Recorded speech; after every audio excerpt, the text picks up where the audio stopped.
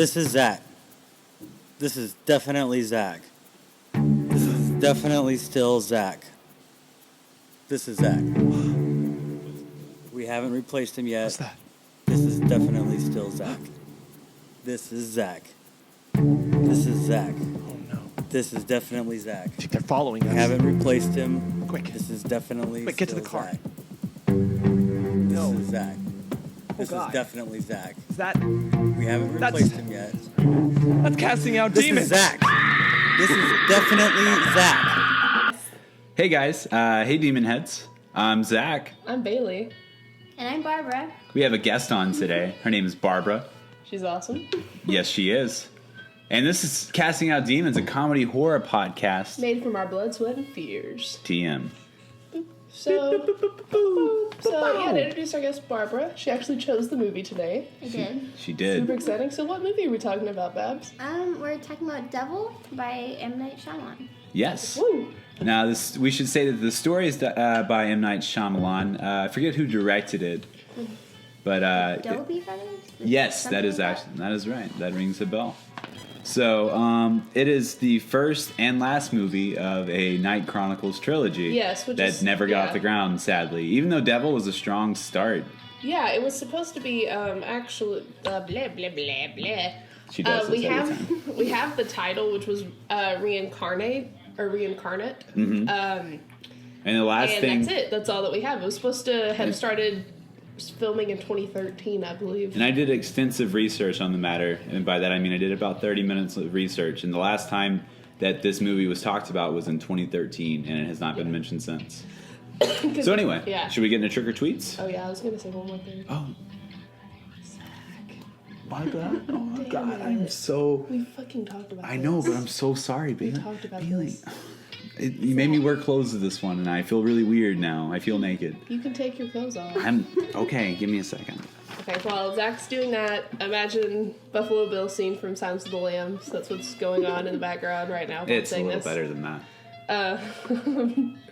So I kind of took it. It's supposed to be like, it's like it uses modern technology to like be dark. So like I assumed it was kind of something like Black Mirror. So I was wondering maybe if like Black Mirror premiered before he could come up with the other two movies. Maybe. And then that just kind of like made him stop. But anyway. Possibly. Yeah, which I'm so excited about the second season of Yeah, Black that was Mirror. the whole trilogy was supposed to be, was that, right? It was supposed to be kind of like these supernatural horror stories that take Using place in modern an technology. Yeah. urban setting. Anyway, Yes. trick or tweet. Do you want to go first? Babs, do you want to go You want to go first? first, Babs? Sure. So my trigger tweet is fools need to be trusting of magic Catholics. Oh, wow. That is something I like it. they instill in our heads at our university, St. Edward's University.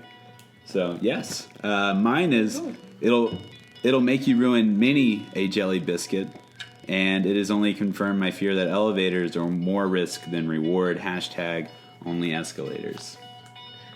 Okay.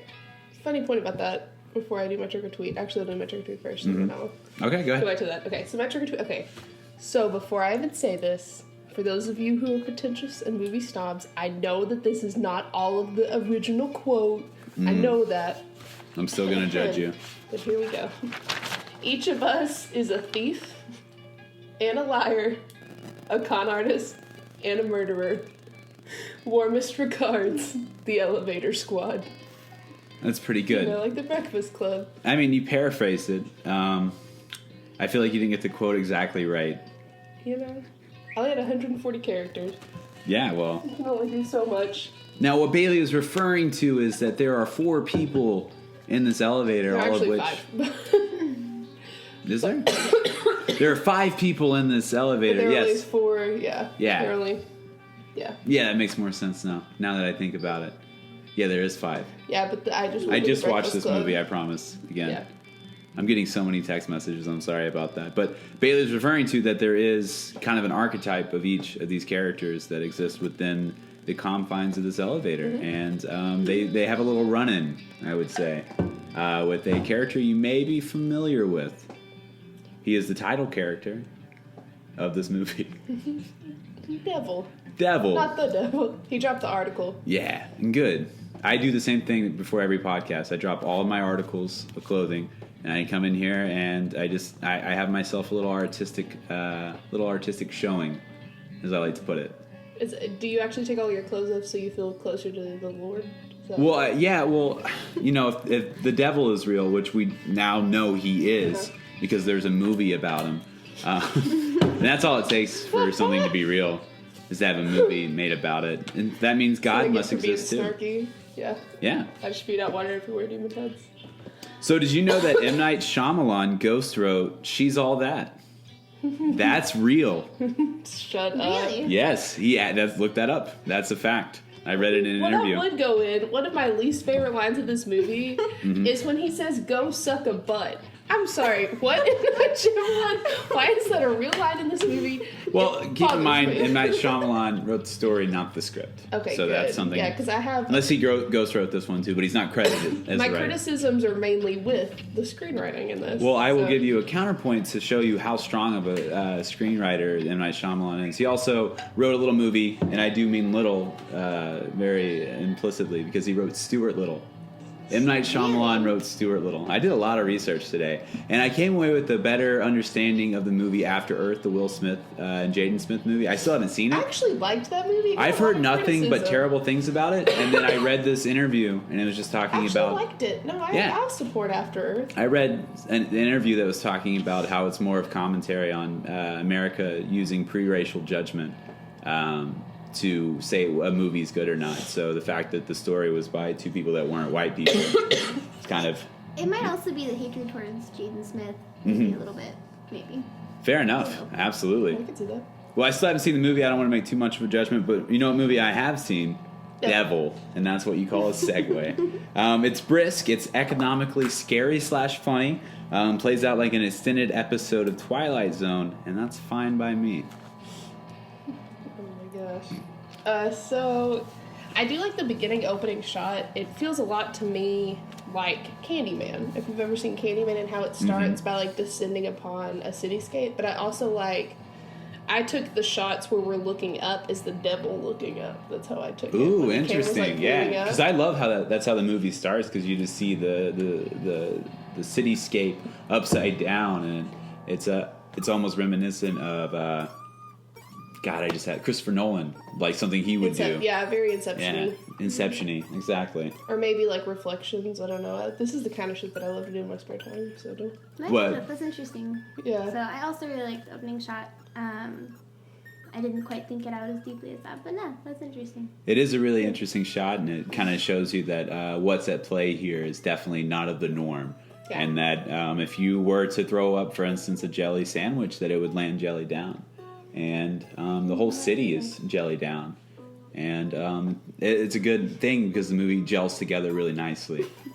Jelly Down. It elevates to another level. I think Jelly Down is like a new Hashtag. club. Ooh. The new club hit. Jelly Everybody down. jelly down. Yeah. Yeah, because butts, jelly, there's something there. Go suck a butt full of jelly. I hate makes my skin. So it starts with an upside down cityscape, but how does it end? No, let's talk about everything in between first. So we get a little glimpse at there's like a voiceover at the beginning, and Yes. it's the Who winds up being the security guard who is Ramirez. Ramirez. C. And he's. I didn't mean it because he's a Latino person. I meant just C. I say C a lot. Okay. C. So Comprende? anyway.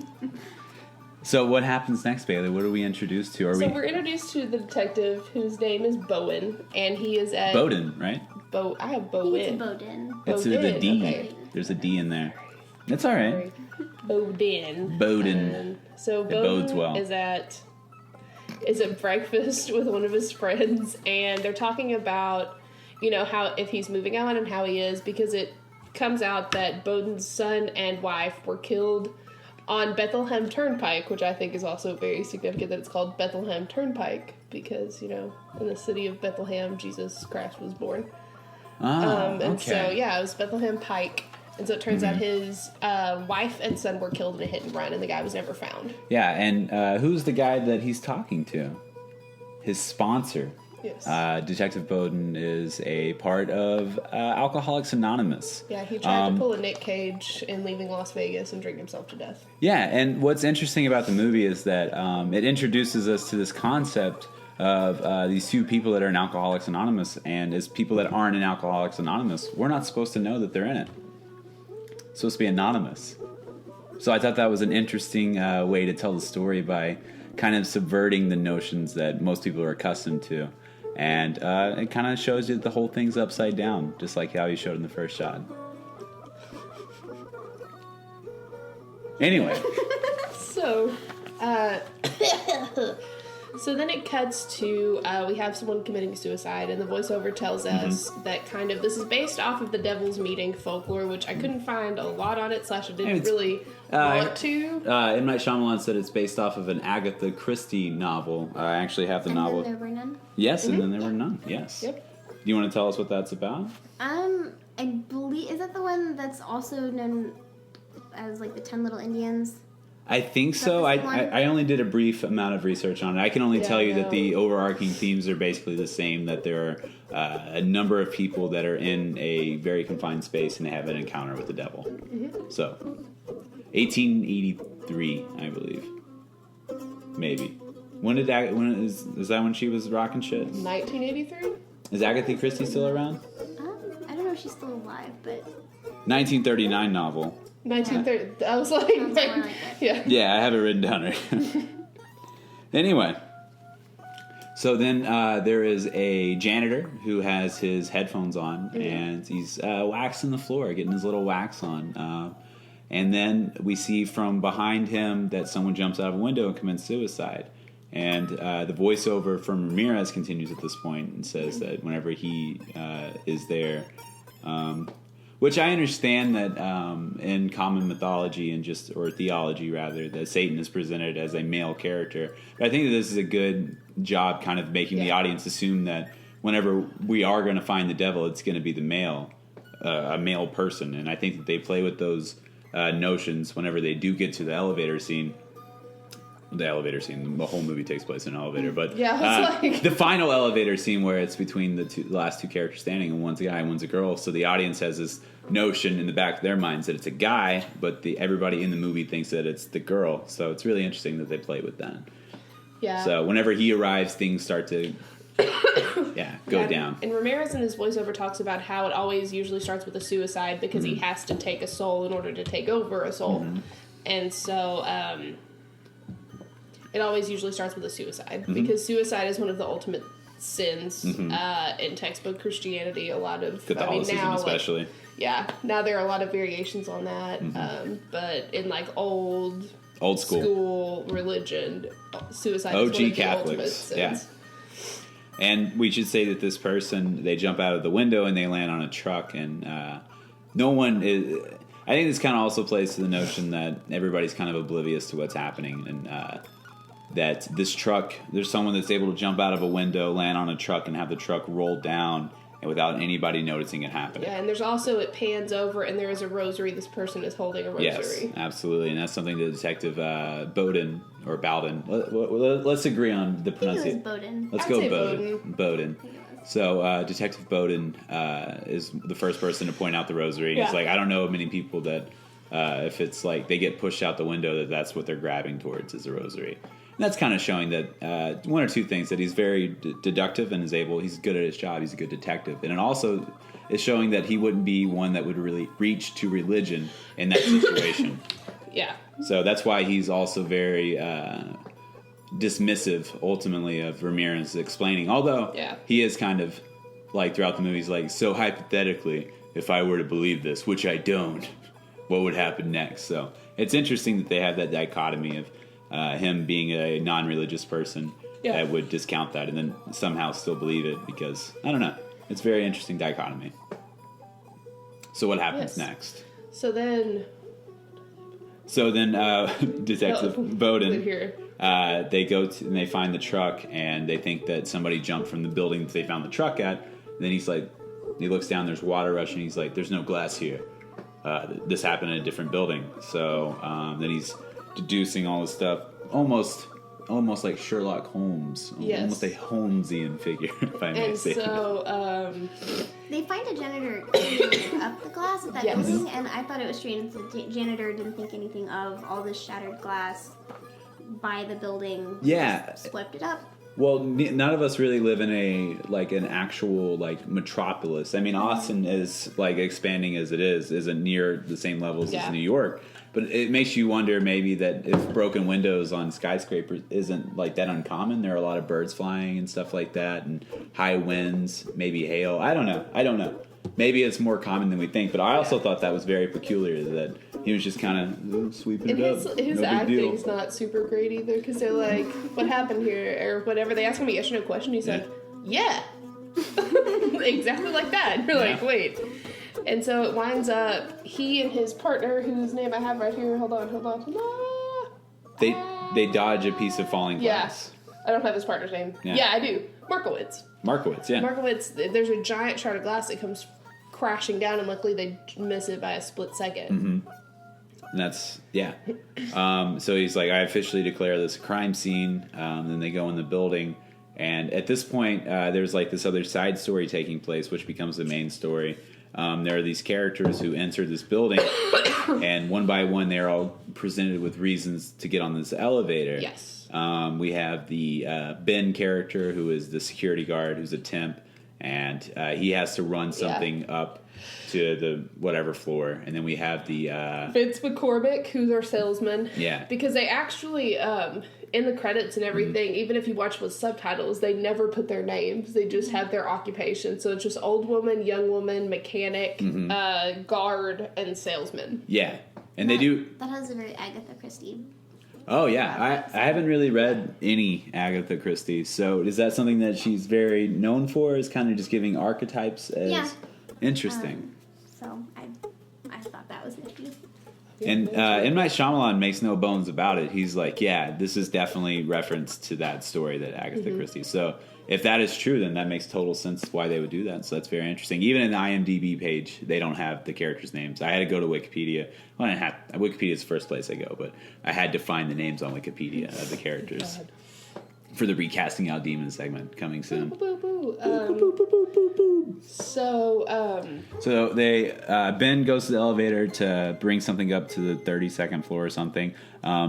Vince is the salesman. He's going to the Better Business Bureau. He's He's the- the office. He's the first guy that just signs in, no problem. And he makes a comment to Ben about the what's her name? The young woman. The Sarah Caraway. I was like, I know the last name's Caraway. Yeah, Sarah Caraway character who was like, oh, you don't know this guy? He's usually here. And he's like, well, he's not here. You got to sign in. So she goes, signs in. Then we have the 5 characters in the elevator. Well, we have 4 characters in the elevator, I should say. We have Vince. We have the old lady. Then we have Sarah. And then we have Ben. And then whenever Tony is about to get on the elevator, he's like, can you hold that? And Vince is like, oh, sorry, buddy. He's trying to press close. And there's several red herrings at this point. Best bird there is at this point. And The bird of the sea. The bird of the sea.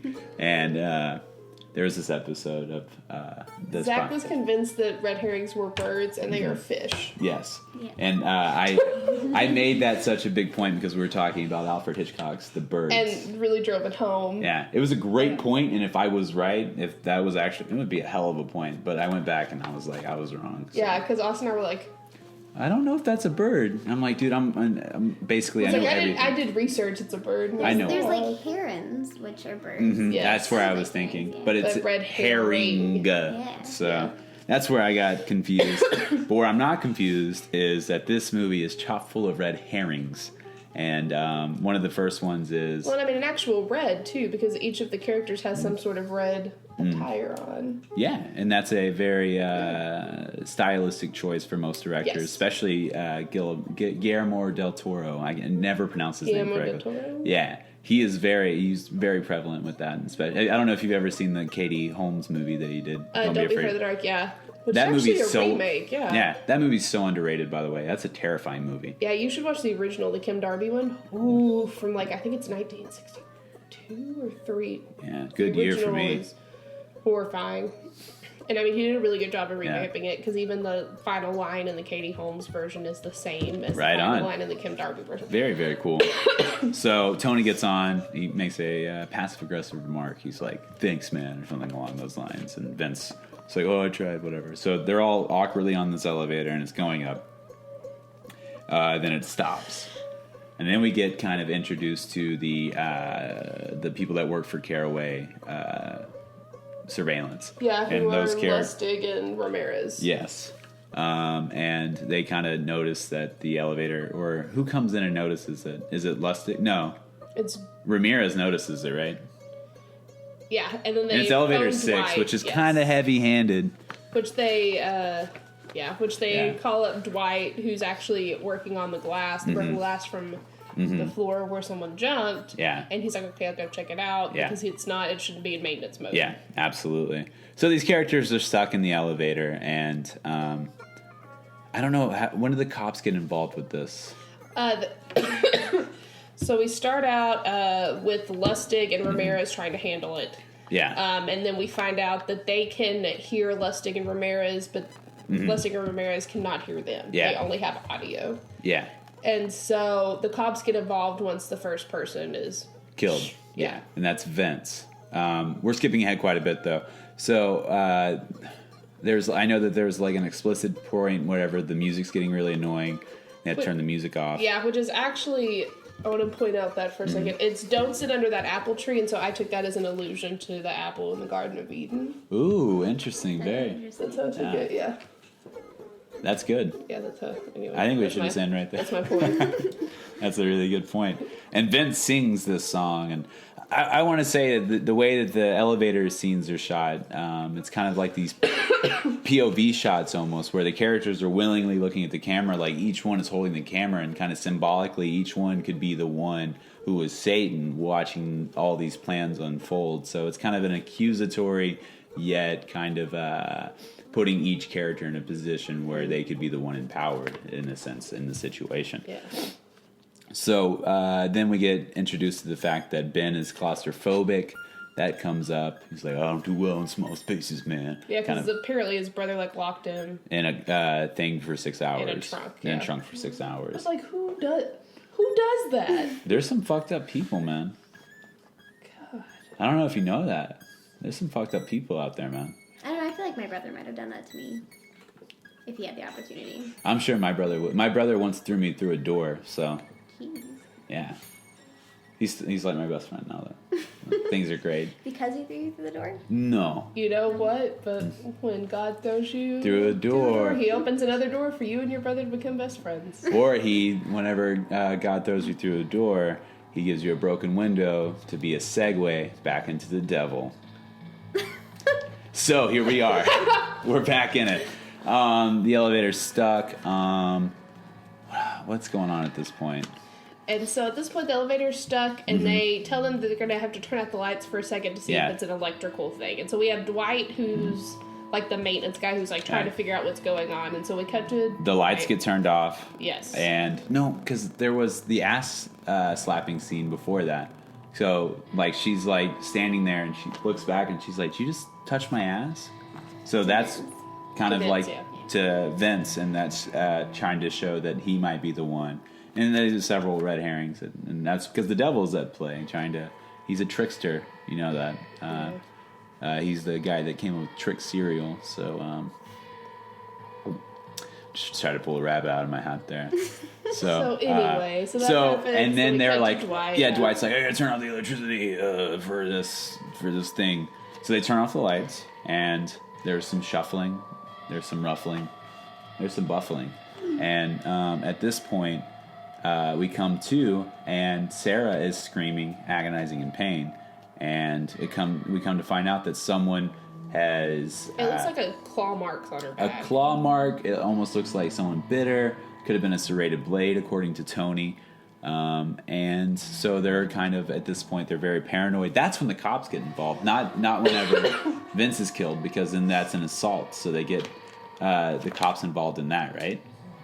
Is that right? Yes, I think so. Yeah. Yeah, okay. So, because I just don't remember. I think that he was there because he's asking for everybody's IDs and not everybody's. I don't think he's dead at that point, right?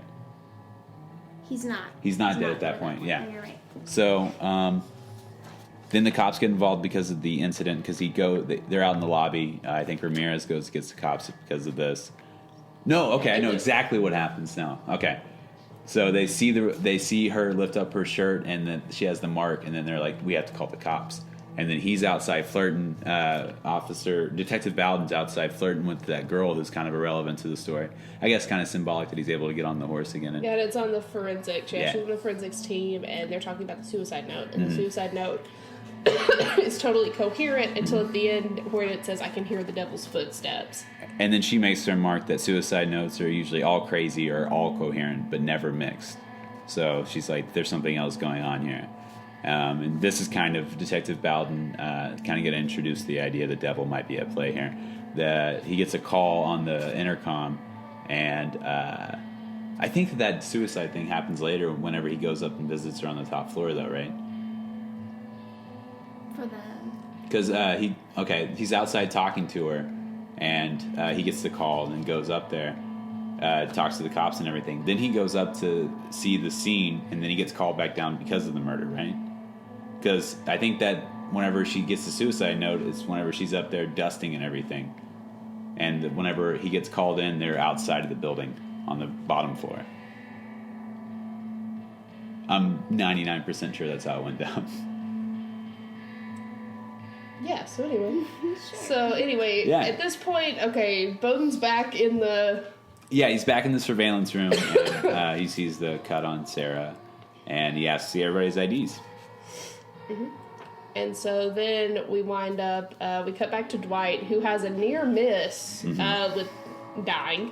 Yeah, because And his hat so- flies off, and he's yes. on the top top of the building, and, And he almost chases falls after him. off, yeah. And so, so then we cut back to Dwight. He kind of realizes what happens, and he keeps going because he has to enter the elevator from the roof. Yeah, And so they're in the elevator, and they're trying to tell them to, show all their IDs and everything. And so it winds up the lights get cut, and then you hear a smash. And then when the lights come back on, Vince has been impaled through the jugular with a giant shard of glass.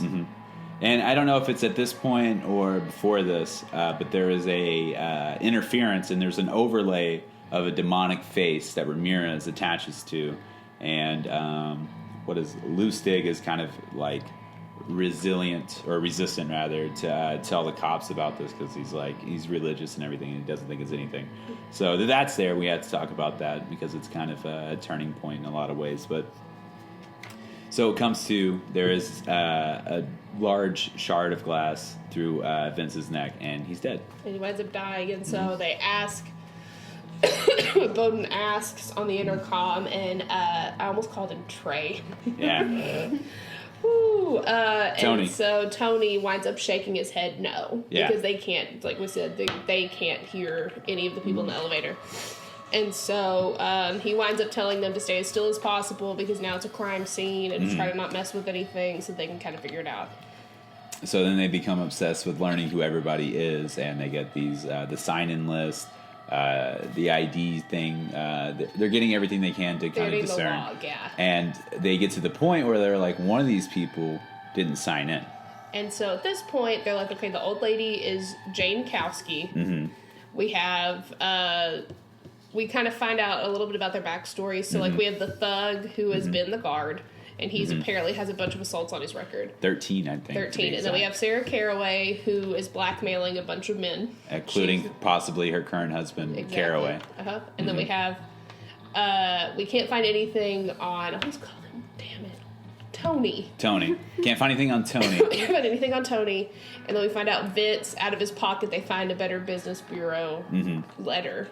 So And they find out when they go up there that he started a Ponzi scheme and lost a lot of people a lot of money, and so everybody hates him. He's a scumbag. And they're like, yeah, if he's like, we're trying to find a motive why someone would want to kill him, and they're like, well, the line would be around the block. Yeah. This guy's screwed over a lot of people. And then they see the older woman, Jane, steal someone's wallet in the lobby. And then they get footage of Tony coming in with the satchel. And then he doesn't take it. He doesn't have it with him in the elevator. And they think that he was going to use it to rig the elevator for some... because they find these tools later. And then most of the movie from that point is kind of just told from the perspective of them watching what's taking place in the elevator and what's happening in the elevator. Which is a really cool juxtaposition because it takes us back and forth. There's just enough situational irony when we're not exactly sure what's going on. Yeah. But I think it's really cool that we're seeing it through both lenses. Yeah. And so Ramirez at this point is like praying, and then this is when he starts talking about the devil, which is one of my criticisms with this movie. Okay. Because everything that he says in the voiceover, he almost repeats in the movie, and it kind of bothers me because it gets a little bit too repetitive. Yeah, and for such a And short so- movie, that can be kind of a deterrent. Exactly. And It's, so I would it's only 80 either- minutes long. Exactly. So I would either have him just say it in the movie, or like take certain parts out of the voiceover and then have him say those parts in the movie. Because I feel like with both, it gets a little bit too repetitive. Because then he also does our outro narrative, and so Yeah. I feel like Yeah, I it's was kind of just confused so why much. Ramirez was kind of like the voiceover character because, I mean, yeah, he was the one that was able to tell that it was the devil, but I don't think they would have taken them that long to figure it out without him.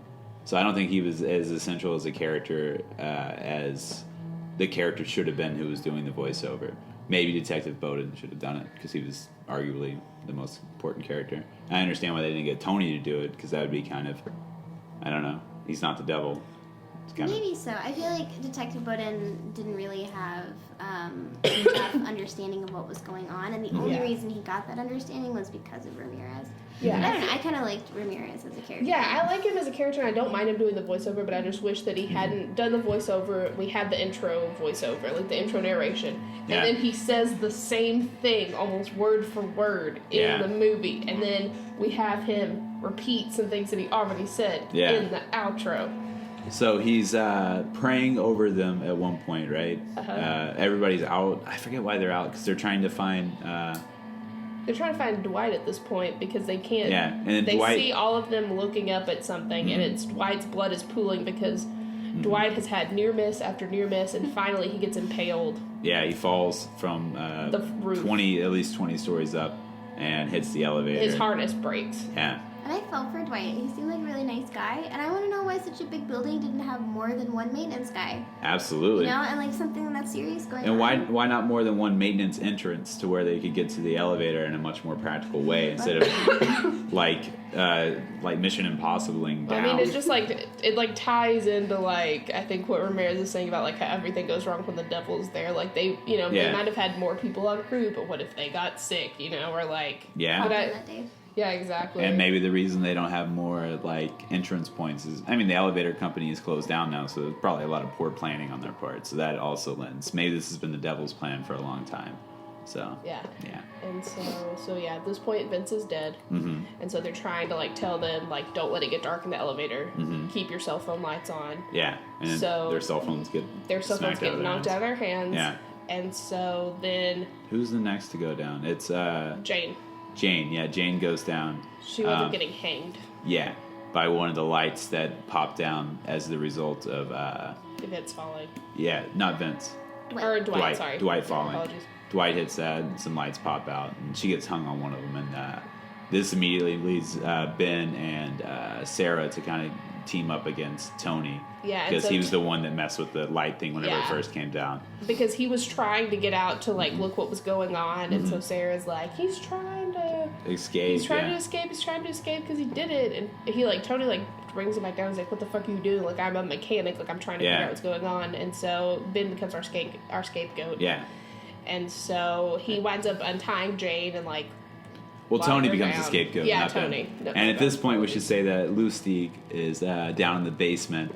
I forget exactly what he's trying to do. He's trying to see if the electrical, like if the Yeah. if somebody messed with the electrical wire. and something has been scapegoat. messed with down there, and he very wisely picks up wood because it is it's not a conductor. Is that the right Yeah. terminology? I wasn't a science major, but wood doesn't transfer electricity, so he picks it up and he has to step into the water at one point to get it on. So the next thing we see is a crowd of people yelling, and then we come and then The firefighters are trying to chisel through the wall because at this point the firefighters were getting involved, and Bowden has told them, well, we need to go through the wall. Like, Yeah. there's no freight elevator. There's Yeah. no really... there's no other way to do it than just cut it directly in and Yeah, opening because it. and at this point Bowden's found Dwight, Yeah. And so they're in the lobby, and so he winds up going downstairs, he and Markowitz, to try to see why, if there's a motive there. Yeah, and then Lucy comes out burned to a crisp, this crowd around Yeah, him. but Bowden talks to the lawyer first. Yeah, it's true. And the lawyers, he kind of is like, let's keep this off the record, etc. And it's like, yeah, but she was meeting today to talk to divorce And he's a lawyers. forensic accountant. Yeah. So why was that? Why was that completely crucial? Why did it? Because I felt like that was a big thing for him to say that. And I just didn't necessarily understand why he wanted him to know he's a forensic accountant. Well, because she's trying to steal her husband's money. Yeah, I feel Yeah. like forensic accountants, they focus on really, really, really detailed numbers. But I also think one thing I wish they would have done with this movie, and they probably could have because it wasn't very long, was to do a little bit more with the backstories of the other characters. Yeah, especially Ben. Ben kind of Yeah. comes across as two-dimensional. Yeah, because Ben, that's when they come up with the motive that they all work for Caraway Security, and so they think that Ben is actually an assassin trying to kill Sarah. Yeah. And And that he's so- doing this to make it seem kind of... So he's trying to, they Use reference red another herrings. case, exactly, Yeah. to try to kill other people to make it look like, Which is kind of shoddy accident. detective work. I mean, you're kind of just excluding Yeah. the person that jumped out of the building at that point. So, yeah. And, and so, these two other people that died. Oh, So yeah. I don't know. So then they're like, okay, so they need to back away. And so then, for a minute, we kind of think that Ben actually is the killer because he's like, here, come closer to me, Sarah, and I'll take care of it. Yeah. So then Ben winds up getting his neck broken. Yeah, it just snapped and looks like a Frito twist at that point. Yeah. Exactly. Yeah, that's exactly what his neck looked. I think that's what they used. I think I read that. M. Night Shyamalan was They like, use a "Oh, of giant, course." twisty I- Frito. M. Night Shyamalan was like a twist. If I may. So anyway, so then we're down to Tony Tony. and Sarah. And so at this point, we're also trying to figure out, and we find out that the person who hit Bowden's wife and son left a note on the back of a Trinity coupon, which is Says, important. I'm so sorry. It says, I'm so sorry, which is important because Trinity, Ben is the Father, and then the Son and the Holy Spirit were the car. No, Yeah, absolutely. because of his wife and kid. And so Yeah. that's when he and Ramirez start talking, and that's when Ramirez is like, when he's they're talking about blah, blah, blah. Bowden's like, I'm not saying I believe this, but what would happen? Yeah. And so Ramirez is saying that A, a loved one will watch The Last Death, and Yeah. B, that he's here to get the damned on Earth, that he's here to torture and kill the damned on Earth to take And he them also back. makes a very explicit point that the devil chooses the audience. So everybody that's seeing this happen is there for a reason. Yeah, and so then we're introduced to just a girl in the lobby who we don't know, and she's like, She's like a trying to get steampunk through- girl. Yeah, and she's like trying to get not steam. I don't know if steampunk's the right I word. think I'm exactly right in I think saying that. I think it's punk rock. Punk's rock. Yeah. Yeah, steampunk girl, cyberpunk, girl that looks like she just fell right out of the Matrix. So anyway. This is exactly what this girl looks I like. don't know. Like her boyfriend was, an ex-soldier mechanic. I feel like I don't know. She's got to be at least a little alternative. Yeah. Yeah, a little, but not steampunk. I think steampunk, cyberpunk, these are things that she is. So anyway, so she's like, I think I know somebody in the lobby. So they in the elevator. So then, Ramirez and Bowden are talking about everything. And Markowitz radios Bowden. He's like, I have somebody down here, and I think that she thinks that she knows who's in the lobby. And at this point, we get one last light flicker. Tony is convinced that Sarah is going to try to kill him. He pulls up his phone, gets slapped out, of course, come to. Sarah starts bleeding. She has been stabbed at this point. I think with a piece of glass, right? Yes. And so he's like trying to hold her, and they're like, no. Yeah. And this is when The twist. the twist. So this is when the twist happens. Yeah. So his fiance, Yeah. Tony's fiance, is the girl, and she said, and they're like, "What's his last name?" And they said Jankowski. Jakowski, yeah. Jankowski. Jankowski. Yeah. And they're like, "Wait, the old woman Isn't that- Jane Kowski? And they're- then she just and they're fucking like- stands up. Yeah. Now I want to talk about this moment because I saw this movie actually the day it was released in 2010 with a friend of mine named Trevor, co-star of Zach and Trevor Do TV. R.I.P. Zach and Trevor Do TV. Two good seasons. A lot of critical reviews for that show. Anyway, back to my movie theater experience. The turn of the old woman being Satan is a horror revelation. That's what I say. And a moment of true transcendent scares.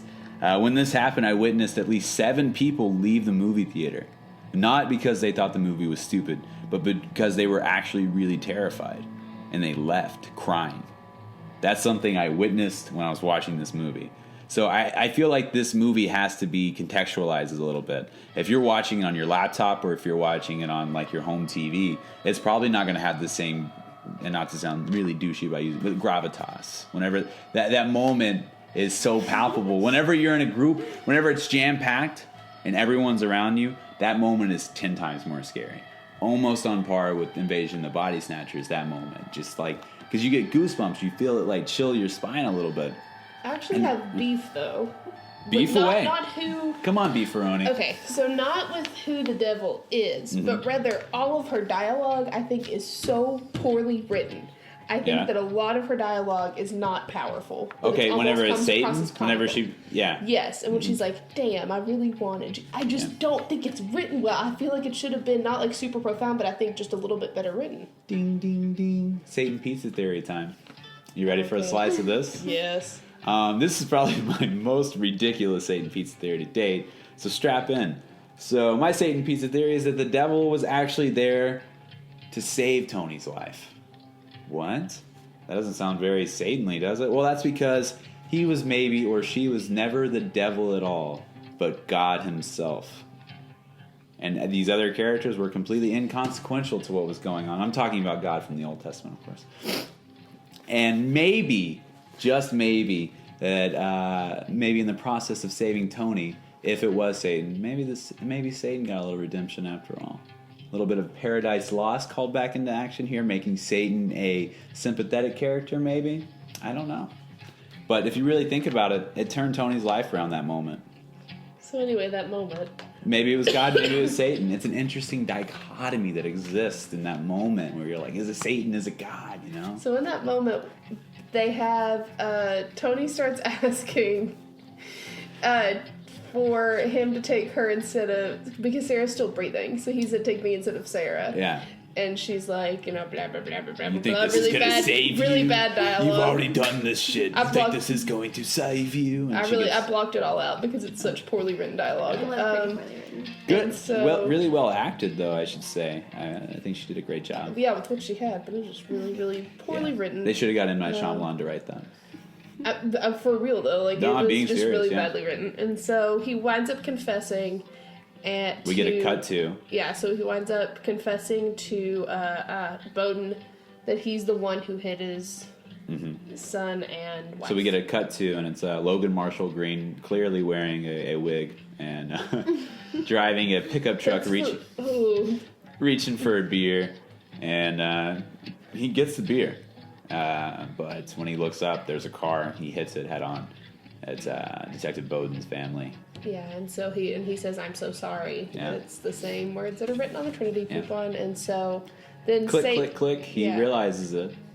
Yeah, and then the devil's like, "Damn, I really wanted you," Yeah. and that's it.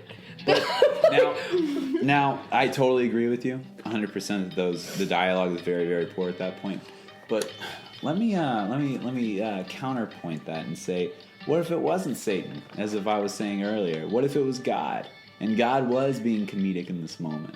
You know? That it still just didn't come across either way. Well, I just watch it through that lens next time. I would still whenever say you're the whenever you're dialogue watching was the poorly movie, written. it starts off upside down. But what if you turn that the right way and you see it through the Lord's eyes? So anyway, so then the lights flicker Yes. and Devil's gone Devil's gone. and Tony's left in the elevator. Like the true devil's reject that he is.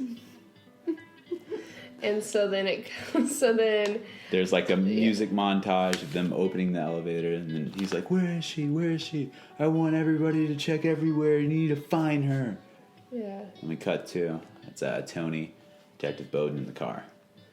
And so then we have Ramirez's not yet. Sorry, and so it's Bowden and Tony, and so he's like, Bowden's like, I've been waiting 5 years for this moment, like, da-da-da, and he's like, you know what, I forgive you. Yeah. And then Ramirez tells them that at the end of the story that his mother used to comfort them at the end of the story, The Devil's Meeting. His mother used to comfort them and say, well, if Satan's real, then God must be real too. Which, if you kind of look at this as like a really scary nighttime story, which I think that's what the trilogy was originally meant to be, like these bedtime stories that are really scary. Yeah. It's kind of like at the end where your mother would put the blanket on. That means Satan, there's God, you know? I really like that one. I was worried at the end that Bowden would kill Tony. Yeah. Yeah, for sure. I was worried about that because when he said, I'll take him into custody. I was worried that was where that was going. That he was going to drive him out into a field somewhere and kill him, which I hated to see happen because I know in like modern films, especially modern horror films, the tendency is to like leave you really cynical at the end. Yeah, absolutely. I mean, it plays heavily into revenge for sure. Yeah, and I don't know, that is not something I really dig. I think it's overdone. I think it's also unrealistic. And that was one kind of beef I had with this movie part of the way, is that the characters in it were just so unfriendly and negative. And I don't know, where I come from, like, if my mom was stuck in that elevator, it would have been a totally different story. She would have been chatting people up about their cats and dogs, and there would have been no Well, I mean, I think that's why Satan doesn't get in the other That's true. elevators, because those aren't bad people. And this does take place in New York City, where I mean, I've never been there, but they do have a reputation as being quite cynical people and very rude and very self-centered. Yeah, so at the end, that's why we get like an aerial perspective, because I think it's God's perspective. Guy looking down and going, I did a good job in that elevator. I really turned things around for Tony. So I guess I don't know. I have like I don't know if it's a Satan pizza theory or Lay it just on me us. analyzing. Give us a slice. I think that how they die kind of has something to do with like what they did. So like, for example, Vince got stabbed in the jugular because he like tended to go for the jugular and didn't have like any sort of like morality in his business sense. Sarah blackmailing them, I was like, maybe she was sleeping with them and that's why it looked like scratch marks down her back. Okay, fair enough. And then like maybe Ben, because he did a lot of assault charges. I'm like, he broke a lot of necks. Yeah. So I'm like, that's Really and then maybe interesting. Jane, she stole a wallet, but then she was also hanged. But like they used to hang witches and stuff, so like I played into that. So I don't know. That's Well, what made Jane me- wasn't a real person, though, right? I know, but like you know what I'm She saying. stole So that she wallet. stole wallets Yeah. or whatever it was like. Yeah. And I Fair mean, enough. they used to hang witches or like hang evil spirits Yeah. and entities anyway. So that's, I don't know if that was like stylistically or if you would consider that a Satan pizza theory, but I took like each of their deaths Yeah. like kind of had something to do with like. I don't think that's a stretch at all. I think, Yeah. So I don't, Although I think at the end it was weird to look back and remember the old lady stealing wallets, because if it really was Satan or even God, whatever, why were they stealing wallets like before getting to the elevator? Because there's a scene, like, because she knew that there wasn't going to be audio in the elevator. So whenever they're like, can we see your IDs? She's the first one to have it up there. So they're like, I'm not That's true. Satan. I didn't Here think I about am. that. Here, Yeah. I'm this person. They're like, we can't read it. Satan knew that. So it was like, totally, my plan's working out. Yeah. So it's interesting. Yeah. And plus, Satan would just steal shit. You know he would. He's a bad dude. Yeah. Bad mamma jamma. Well, yeah. So, What would you change? what would I change? Like I said, Satan's dialogue, I just don't think it's not written very well. They're like very good movies, in my opinion, where like Lucifer is depicted and the dialogue's a lot stronger. Paradise Lost. Paradise Lost, yes. I'm trying to think of other ones right now. I can't even think, but I love bringing up Paradise Lost you do. because I read it. It's So one of the few things I've read. so that's just one thing that kind of bothers me. Is just I feel like the dialogue at times is very lacking. Yeah, it's true. And then, like I said, Ramirez's voiceover, I feel like it gets very repetitive. Like I love the intro and outro. Yeah. Just take out the part when he throws the jelly toast on the ground because he says the exact same thing that he said in the introductory narration. Fair enough. Yeah. I mean, he could do the jelly toast thing, just don't have the same speech associated with Yeah, it. and just leave it like Because the jelly toast thing is kind of needed because it's really silly and kind of a It's like a comedic comedic, relief. yeah. What would you change, Babs? I think mostly, it was a short movie, and I feel like they could have taken a little more time to really talk about the backstories of the characters a little more. I feel like we didn't get a lot from them, and it would have been really interesting to see why they died. Why Satan had chose them. maybe like a flash, like Something, yeah. Yeah, maybe a little more when back. the lights like flashed out, we could have a flash cut to like. That'd be really interesting. Or even they could have done it with some simple dialogue. I feel just, Absolutely, some Yeah. confessions Yeah. because Yeah, the when dialogue people was start very dying lacking. around you in an elevator, I think you'd start to want to tell people like about your life, even if one of them is supposedly the murderer. So I don't know. I think It was kind of strange how they didn't really ask each other about each other. Yeah. Like, once they got stuck in the elevator, it took a long time for Sarah to be like to Ben, like, oh yeah, we haven't even exchanged names. Yeah. And I feel like if I was stuck in an elevator with people, that would have been one of the first things I would have done is make small talk and Mm-hmm. figured out who they were. I know, like, frame of reference, first time I ever met Babs, like, we introduced each other right away. Yeah, it was And one I of was the like, first I'm things we Zach. did. And Yeah. she's like, I'm Babs.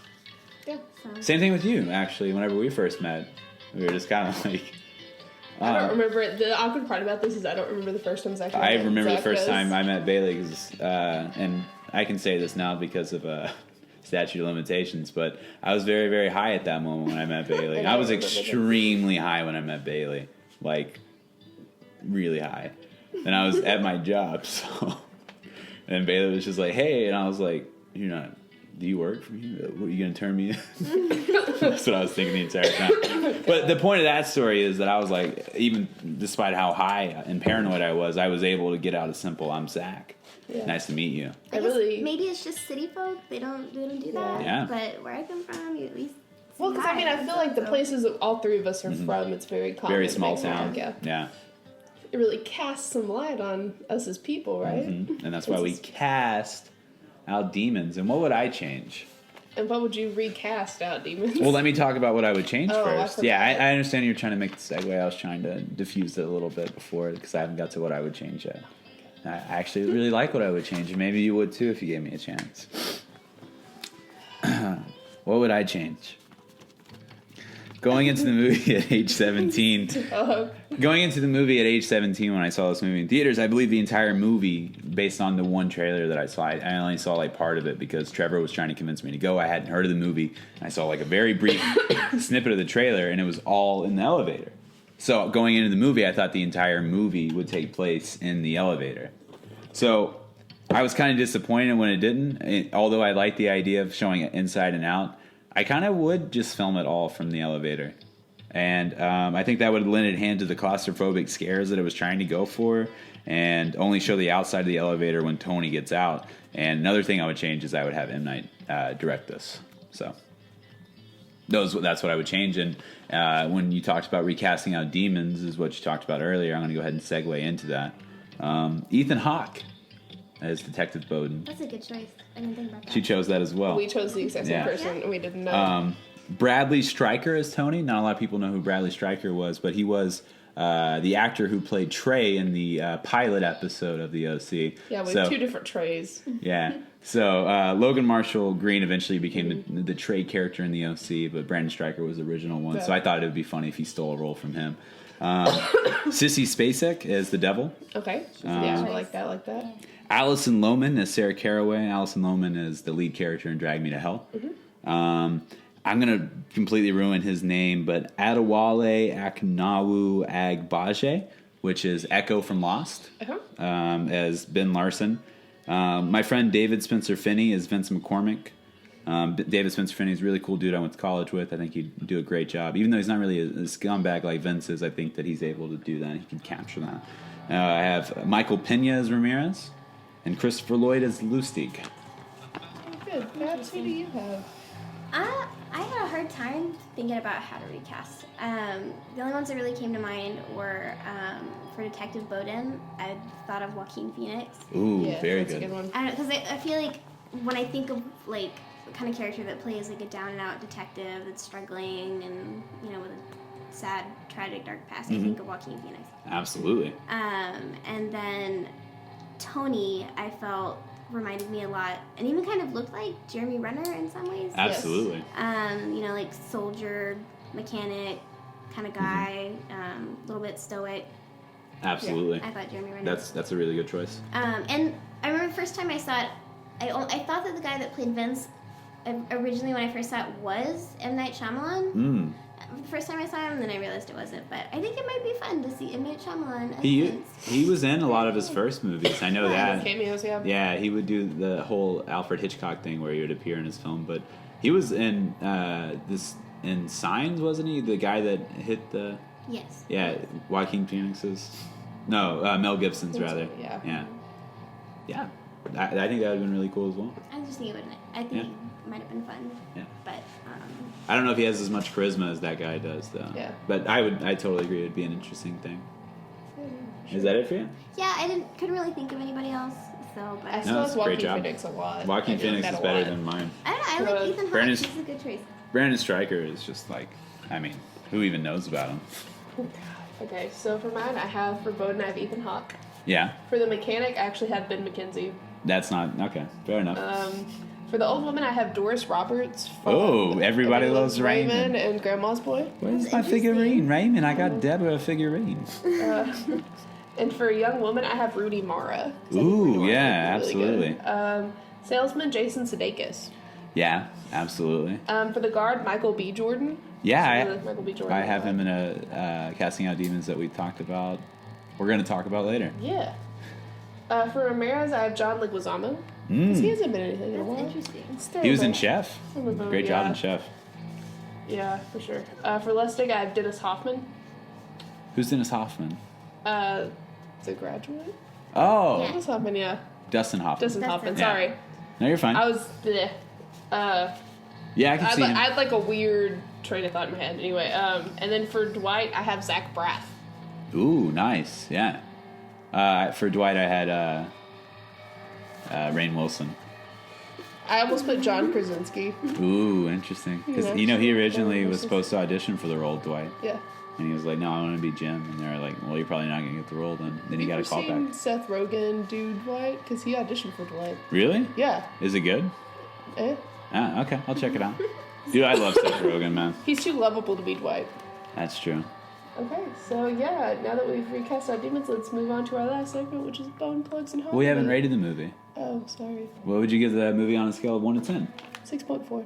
I give it a 6.7. The scares are a bit thin, but the turn of the old woman being Satan is truly fright-inducing. The acting is well above solid, and the compactness of the film allows for more unpacking than over-explaining. What would you give it, Babs? I'd probably give it about a 6.5. I feel like it's solid, you know? Yeah. It's a Very solid. It's not like movie. super good, but it's Yeah. like it's solid. It's Yeah, something you fun. can watch and not get bored with and come Yeah. out. Yeah, that was alright. I think the Rotten Tomatoes thing hovers around our scores. I think it's like at a 55, maybe 52 or something. So I think there's a pretty good consensus on this movie. We try to unpack as much of it as we can every episode, and we hope that we gave you a little more insight than you had going into this. And I know I enjoyed my time with it. I hope you guys enjoyed it as well. We are now moving on to our next segment, Bone Plugs and Harmony. Babs, do you have anything to plug? No, I do nothing with my life, so. Babs is great. I like She's Babs. awesome. Now Can I just tell a she's an story? amazing artist. Can I tell a story in lieu of you plugging something? Yeah, sure. One of the first moments I had with Babs was at a drag show we went to. Do you remember that? Yes, I do. Yes. I had a crush on a girl at the time, and I was trying to impress her, and I ended up going and having a really good time. It introduced me to something I'd never seen before, coming from a small town, going to a drag show. So it was an interesting point in my life, and I always associate you with that I remember that. Yeah. I totally In a pleasant forgot way. about that. Yeah. in a pleasant way. That's awesome. Yeah. And the Babs is super rad. She really is an amazing artist. Oh, Stop. She's really awesome. Yeah. So Zach, what do you have to plug? I have an upcoming podcast with my brother. It's called Truly. It's a current events podcast with a little twist. We give you a history lesson. It all takes place in an alternate universe, and that's going to be interesting. My Uncle Rick has yet to sign on, but we've yet to ask him, so keep an ear out for that, Demon Heads. I have a Facebook page, Zach T. Busby. I have a couple of old production companies that I have on Facebook that you can go like but aren't relevant anymore. I have a Twitter handle. You hit the @ key, and then you read the Bible, and whatever the first word that pops into your head is, that is my Twitter handle for the day. So it's reliant on divine intervention from your interaction with the most famous book of all time, the Bible. Preferably only read the Old Testament. The New Testament might get a couple letters off when you plug in the Twitter handle. Okay. So anyway, I'm on Twitter. I'm at Bailey McLeod. I have a blog, nobodyputsbaileyinthecorner.wordpress.com. Do you do anything for Hello Giggles? Yes, I do. I write for Hello Giggles. Which, by the way, I love both, and I read your articles every time you put them out. Thanks, So Beth. I think they're super fun. Thank you. Yeah, I just wrote one about the difference between watching Gilmore Girls when you're a teenager and when you're 23. That's my newest one. I get to write a couple pieces I'm really excited about. I'm actually probably going to write those later. What is the main difference? I haven't read that article yet, but if you had to kind of put in one sentence if possible. I feel like when you're older, you understand Lorelai and Emily a lot better. And I feel like you relate more to the Lorelai-Emily dichotomy. So it kind of changes who you root for more? Yeah. Interesting. Very And then you interesting. just kind of don't give a shit about Rory's love life at all. Like, all those boys are so dumb. So, yeah. Thank you to Jackson King for our intro-outro. Thank you to Zach T. Busby for our original scores. And thank you, Demon Heads. And thank you, Lauren Mims, for our cover that's art. where I was going. Yeah. You can check out her website, laurenceciliamims.com, for all of her cool stuff. She does a lot of really awesome work. And thank you again, Babs, for coming on. We want to have Thanks, you Babs. on again soon if you'll have us. Sure, y'all are great. So. You're great. Babs. Oh, thanks. Yeah. And, I had a great time, speaking of the word great, yeah. if we're on that subject. So, You guys are both great people, and I had a great time. so anyway. Great way to end the show. So anyway, Demon Heads, remember, ghosts have feelings too. The sequel. Casting Out Demons is brought to you by Sullivan Connections. Sullivan, we haven't mentioned them in a while. Casting Out Demons created by Bailey McLeod Perkins, starring Bailey McLeod Perkins and Zach T. Busby. The original music is brought to you by Jackson King. Cover art is provided by Lauren Cecilia Mims. Original score provided by Zach T. Busby. Where am I? Which dimension have I slipped into today? Is it the dimension where I have love, or is it the dimension where love avoids me? I'm alone in this void. I don't know who I am. I am me. But who is me? Everyone says they're me. It's a sea of 6 billion, maybe 7 billion me's, all experiencing each other through subjective filters. So let me ask you this. Am I really special? Or am I just